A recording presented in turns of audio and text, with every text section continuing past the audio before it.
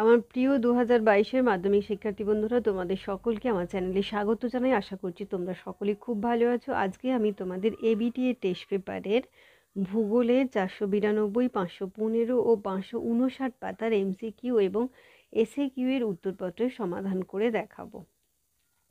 বিভাগ কয়ে দেখো, বিকল্পগুলি থেকে ঠিক উত্তর নির্বাচন করো। 1.1 ভূমিরূপ পরিবর্তনকারী শক্তিগুলির উৎস হলো, এটা হবে ঘয়েরটা সূর্য।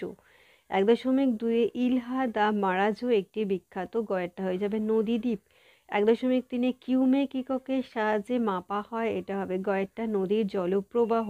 1.4 শিলাময় মরুভূমিকে সাহারায় বলে, ঘয়েরটা হামাদা। 1.5 দ্য ল্যান্ড অফ ফ্রিয়র্ডস নামে পরিচিত ছিল, এটা হবে গয়েরটা নরওয়ে। 1.6 বর্তমান ভারতের বৃহত্তম কেন্দ্রশাসিত অঞ্চলটি হলো গয়ের লাদাখ। 1.7 ছোটনাগপুর মালভূমি একটি ক্ষয়েরটা ব্যবচ্ছিন্ন মালভূমি। 1.8 ভারতে পশ্চিমী ঝঞ্ঝার আগমন ঘটে, এটা হবে ঘয়েরটা শীত ঋতুতে। 1.9 গঙ্গা নদীর ডান তীরের প্রধান উপনদীটির নাম, এটা হবে ঘয়েরটা যমুনা। 1.10 দামোদর নদী পরিকল্পনার বাঁধ, জলাধার ও জলবিদ্যুৎ কেন্দ্রগুলির মধ্যে সর্বাধিক ক্ষমতা সম্পন্ন হলো, এটা হবে ঘয়েরটা পাঞ্চেত। 1.11 ভারতের কোন রাজ্য গম উৎপাদনের প্রথম, এটা হবে গয়েরটা উত্তরপ্রদেশ। 1.12 আধুনিক শিল্প দানব হিসেবে পরিচিত ছিল, এটা হয়ে যাবে ঘয়েরটা তৈল রসায়ন শিল্প। 1.13 সর্বশেষ আদমশুমারি অনুযায়ী ভারতের গড় সাক্ষরতা ছিল, এটা হবে ঘয়েরটা 74%। 1.14 দৈর্ঘ্যের বিচারে ভারতীয় রেলপথের বিভাগগুলির মধ্যে বৃহত্তম, এটা হবে ঘয়েরটা মধ্য রেলপথ। বিভাগ ক্ষয়ে দেখো, নিম্নলিখিত বাক্যগুলি শুদ্ধ হলে সু, অশুদ্ধ হলে অলেখ। 2.1 হিমবাহের উপরিস্তরে অসংখ্য আড়াআড়ি ও সমান্তরাল ফাটল একত্রে থাকলে তাকে বাকশূণ্য বলে, এটা হয়ে যাবে অ, কেননা বাকশূন্য নয়, ওটা হবে ক্রেভার্স। 2.2 নদী অববাহিকার মধ্যে পার্বত্য ও উচ্চভূমিতে নদী অধিকৃত অঞ্চল হলো জলবিভাজিকা, এটা হবে সু। 2.2.3 ভারতে মৌসুমী বায়ুর আগমনের জন্য উপক্রান্তীয় পশ্চিমা জেট বায়ুর অবস্থান দায়ী, এটা হয়ে যাবে সু। 2.2.4 আলপীয় অরণ্য দেখা যায় হিমালয় পার্বত্য অঞ্চলে, এটা হয়ে যাবে সু। 2.2.5 ভারতে প্রধান কফি গবেষণা কেন্দ্র রয়েছে দিল্লির পুসায়, এটা হবে অ। 2.2.6 অটোমোবাইল শিল্পকে সংযোজন ভিত্তিক শিল্প বলে, এটা হবে সু। 2.2.7 পূর্ব পশ্চিম করিডর সড়ক পথের পূর্ব সীমানা হলো শিলচর, এটা হবে সু। দেখো 2.2 বলা হয়েছে উপযুক্ত শব্দ বসিয়ে শূন্যস্থান পূরণ করো। 2.2.1 আবহবিকার যুক্ত ক্ষয়ীভবন যুক্ত পুঞ্জিত ক্ষয় সমান হয়ে যাবে শূন্যস্থানে নগ্নিভবন। 2.2.2 মরুভূমির শুষ্ক নদী খাতকে বলে, শূন্যস্থানে হবে ওয়াদি। 2.2.3 ভারতের উত্তর সীমানা বিন্দু হলো, এটা শূন্যস্থানে হবে ইন্দিরা কল। 2.2.4 দক্ষিণ ভারতের সর্বোচ্চ পর্বত শৃঙ্গটি হলো, এটা হবে আনাইমুদি। 2.2.5 ড্যাশ হ্রদ ভারতের বৃহত্তম স্বাদু জলের হ্রদ, এটা হবে উলার। 2.2.6 চা একটি বাগিচাজাত ড্যাশ ফসল, এটা হবে পানীয় ফসল। 2.2.7 গোয়ার ড্যাশ বন্দরের প্রধান রপ্তানিদ্রব্য হলো আকরিক লোহা, এটা হবে মারমাগাও। 2.3 বলা হয়েছে একটি বা দুটি শব্দে উত্তর দাও। 2.3.1 অবরোহণ ও আরোহণের সম্মিলিত ফল কি, এটা হবে পর্যায়ন। 2.3.2 কোন মরুভূমির প্রসার রোধে গ্রেট গ্রিন ওয়াল নির্মিত হয়েছে, এটা হবে সাহারা। 2.3.3 ভারত থেকে একটি প্রাচীন ভঙ্গির পর্বতের উদাহরণ দাও, এটা হবে আরাবল্লী। 2.3.4 নর্মদা নদীর উৎস কোথায় অবস্থিত, এটা হচ্ছে অমরকণ্টক শৃঙ্গে। 2.3.5 কোন মৃত্তিকার স্থানীয় নাম রেগুড়, এটা হবে কৃষ্ণ।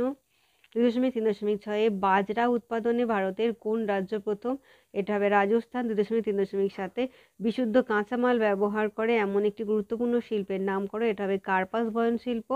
2.3.8 ভারতের একটি করমুক্ত বন্দরের নাম হলো কান্ডালা।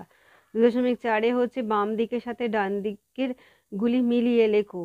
কেন্দ্রীয় মরু গবেষণা প্রতিষ্ঠানের প্রধান কেন্দ্র, এটা হবে 2টা যোধপুর। ভারতের আবহাওয়া অফিসের সদর দপ্তর 4টা নিউ দিল্লি। একটি শঙ্কর ইস্পাত উৎপাদন কেন্দ্র হবে 1টা সালেম। একটি প্রশাসনিক শহর হয়ে যাবে 3টা চণ্ডীগড়। আচ্ছা, এর পরের পাতায় আমরা চলে আসবো 515 পাতায়। 1.1 দেখো, মধ্যকূপ সৃষ্টি হয়, এটা হবে কয়েকটা নদী।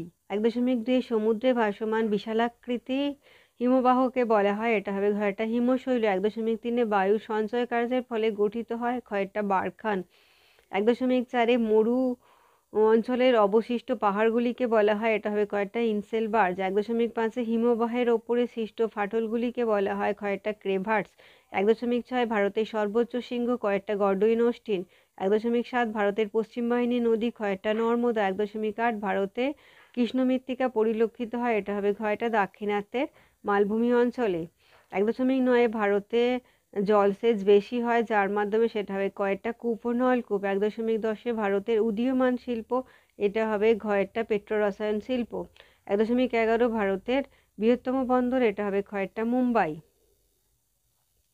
1.12 ভারতের ম্যানচেস্টার বলা হয়, এটা হয়ে যাবে কয়েকটা আহমেদাবাদকে। 1.13 কোনটি বনজ ভিত্তিক শিল্প, এটা হবে কয়েকটা কাগজ। 1.14 কোন সংস্থার মাধ্যমে জাতীয় সড়কপথ তৈরি হয়, এটা হবে কয়েকটা NHAI।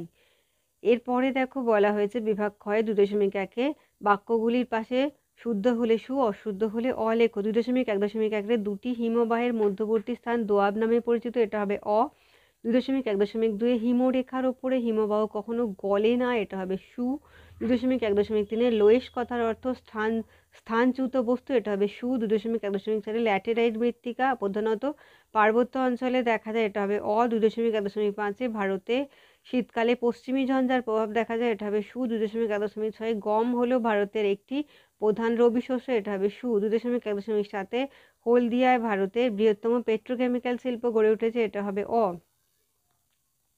2.2 বলা হচ্ছে শূন্যস্থান পূরণ করো। 2.2.1 অসাকুরাকৃতি হ্রদ নদীর ড্যাশ গতিতে সৃষ্টি হয়, এটা হবে নিম্ন। 2.2.2 গ্রাবরেখা ড্যাশ সঞ্চয় কার্যের ফলে গঠিত হয়, এটা হবে হিমবাহের। 2.2.3 যে প্রক্রিয়ায় ক্ষয় পরিবহন ও সঞ্চয় কাজের ভারসাম্য আসে তাকে ড্যাশ বলে, এটা হবে পর্যায়ন।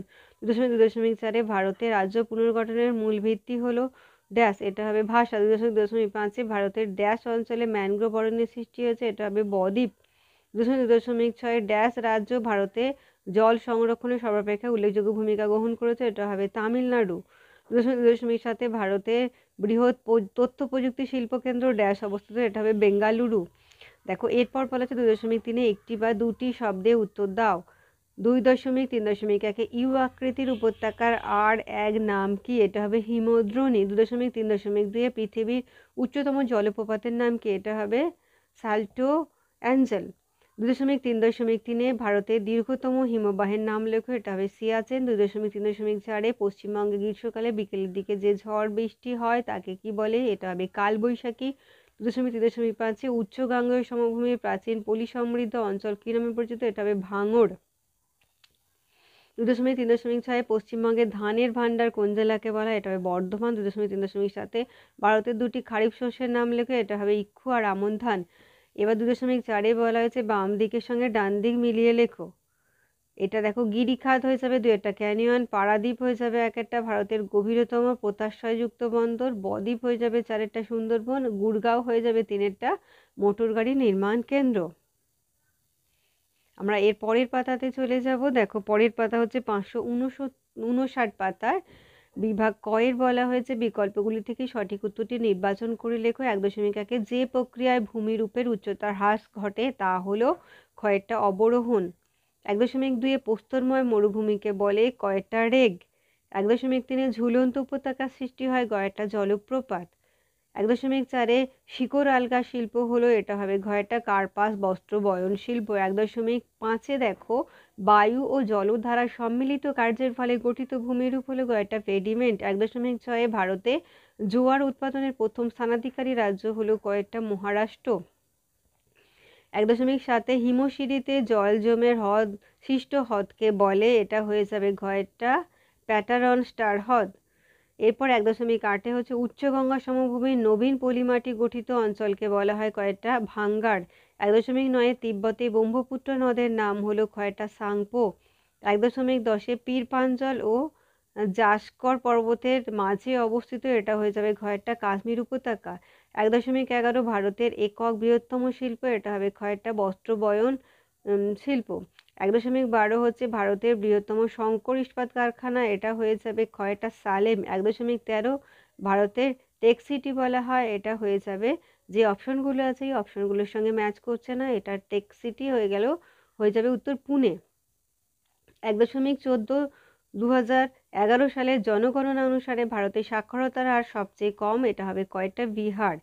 2.1-এ দেখো বলা হয়েছে শুদ্ধ ও অশুদ্ধ নির্ণয় করো। 2.1.1-এ ব্যারেন দ্বীপ হলো মৃত আগ্নেয়গিরির উদাহরণ, এটা হবে অ।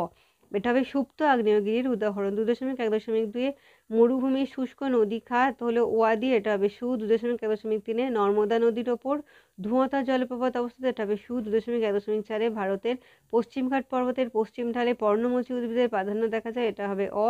পর্ণমোচী হবে না, এটা হবে চিরহরিৎ। 2.1.5-এ ধানকে তৃষ্ণার্ত ফসল বলা হয়, এটা হবে সু। 2.1.6-এ চেন্নাই ভারতের বৃহত্তম মোটর গাড়ি নির্মাণ কেন্দ্র, এটা হবে অ। এটা হয়ে যাবে চেন্নাই নয়, এটা হবে গুড়গাঁও, সঠিক উত্তর হয়ে যাবে। 2.1.7-এ আধুনিক শিল্প দানব হলো লৌহ ইস্পাত শিল্প, এটা হবে অ, কেননা লৌহ ইস্পাত শিল্প হবে না, এটা হবে পেট্রো রসায়ন। 2.2-এ বলা হচ্ছে উপযুক্ত শব্দ বসিয়ে শূন্যস্থান পূরণ করো। 2.2.1-এ একটি ধনুকাকৃতি বদ্বীপের উদাহরণ হলো, এখানে দেখো গঙ্গা ব্রহ্মপুত্র দুটো বলা আছে, এর মধ্যে যে কোনো একটি লিখবে। 2.2.2 কেটেল হ্রদের তলদেশে সঞ্চিত পলিকে বলে, এটা হবে ভার্ব। 2.2.3-এ মহাকাল পর্বতের সর্বোচ্চ শৃঙ্গ হলো, শূন্যস্থানে লিখবে অমরকণ্টক। 2.2.4-এ ক্রান্তীয় পূবালি জেট বায়ু, এটা হয়ে যাবে ড্যাশ বায়ুকে ভারতে আসতে বাধা দেয়, এটা হবে দক্ষিণ পশ্চিম মৌসুমী বায়ুকে। 2.2.5-এ ভারতে প্রথম মেট্রো রেল চালু হয় ড্যাশ শহরে, এটা হবে কলকাতায়। 2.2.6-এ পর্জল মৃত্তিকা একটি ড্যাশ মৃত্তিকা, এটা হবে পার্বত্য মৃত্তিকা। 2.2.7-এ ভারতের কেন্দ্রীয় কৃষি গবেষণাগার ড্যাশ শহরে অবস্থিত, এটা হবে নতুন দিল্লিতে। 2.3-এ বলা হয়েছে একটি বা দুটি শব্দের উত্তর দাও। 2.3.1-এ মহাদেশীয় হিমবাহ অঞ্চলে বরফমুক্ত পর্বতের শীর্ষদেশকে কি বলে, এটা হবে নুনাটাক্স। 3.2-এ কোন প্রকার আলোড়ন ভূপৃষ্ঠের ওপর উলম্বভাবে ক্রিয়া করে, এটা হবে গিরিজনী। 2.3.3-এ প্রস্তরময় অমসৃণ মরুভূমিকে সাহারা কি বলে, এটা হবে রেগ। 2.3.4-এ ভারতের দক্ষিণতম পর্বতটির নাম কি, এটা হবে পালনি। 2.3.5-এ হচ্ছে ভারতের বনভূমির শতকরা পরিমাণ কত, এটা হবে বনভূমির শতকরা পরিমাণ হচ্ছে 45%। বনভূমির শতকরা পরিমাণ হচ্ছে 1945%, 1945%। 2.3.6-এ ভারতের দীর্ঘতম বাঁধের নাম কি, এটা হবে হীরাকুদ। আচ্ছা 2.3.5-এ ভারতের বনভূমির শতকরা পরিমাণটা 19.45% হবে। 2.3.6-এ ভারতের দীর্ঘতম বাঁধের নাম হলো হীরাকুদ। 2.3.7-এ 2011 সালে জনগণনা অনুসারে পশ্চিমবঙ্গের জনঘনত্ব কত, এটা হয়ে যাবে 1029 প্রতি বর্গ কিমিতে। আচ্ছা বনভূমিটা কিন্তু 2.3.5-এ এটা 19.45% করবে। 2.4-এ দেখো বাম দিকের সাথে ডান দিক মেলাও। ফেডালফার, এটা হয়ে যাবে 4টা ল্যাটেরাইট। রোহি, এটা হয়ে যাবে 1টা প্লাবনভূমি। পুঞ্জিত ক্ষয়, এটা হবে 2টা ভূমির ঢালে ক্ষয়িত পদার্থের অপসারণ। এল নিনো হয়ে যাবে 3টা সমুদ্র জলের উষ্ণতা বৃদ্ধি। আশা করি তোমরা বুঝতে পেরেছো। ভিডিওটি দেখার জন্য তোমাদের সকলকে অসংখ্য ধন্যবাদ জানাই। ভালো লাগলে লাইক করো, কমেন্ট করো, বন্ধুদের মধ্যে শেয়ার করো। আর আগামী দিনে নতুন নতুন ক্লাসগুলো পাওয়ার জন্য অবশ্যই চ্যানেলটিকে সাবস্ক্রাইব করে নিও। আর সকলে খুব ভালো থেকো।